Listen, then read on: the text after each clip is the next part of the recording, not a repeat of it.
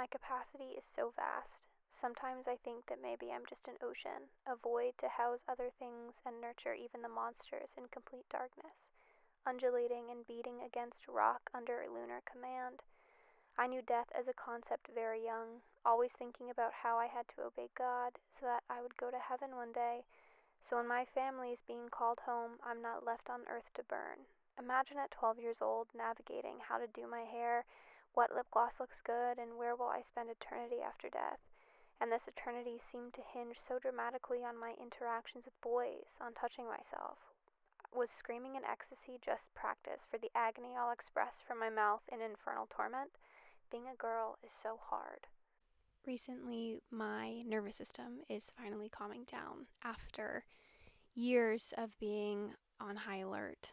I realized how much I had been in a fawn response, and when I first moved here to this beautiful island, I slept. I slept and I slept, and I felt so depressed. I felt like I couldn't move. I couldn't do anything.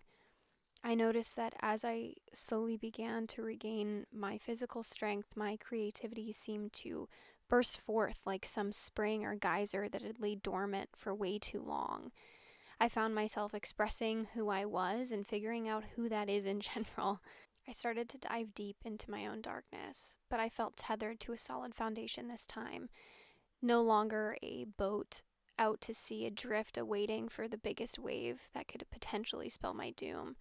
This time I'm moored heavily, and it feels good to explore these things, to explore the beauty that I can create, the fruit I produce, if you will, and also the parts of me that are rotting and festering and not so pleasing to anybody else. To explore the horrors of being a girl and why my childhood, my girlhood, felt so taken away from me. No matter how scary that exploration may feel, it's so far been really healing. I started writing again.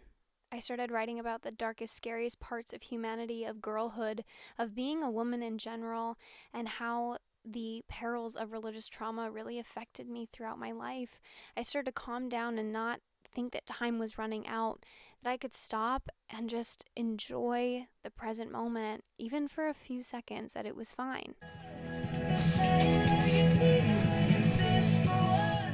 I was always trying to figure out the next place to go, the next place to travel, but realizing that I'm okay being here. And I think my dad summed it up perfectly when he said, I don't need to go to South America for adventure.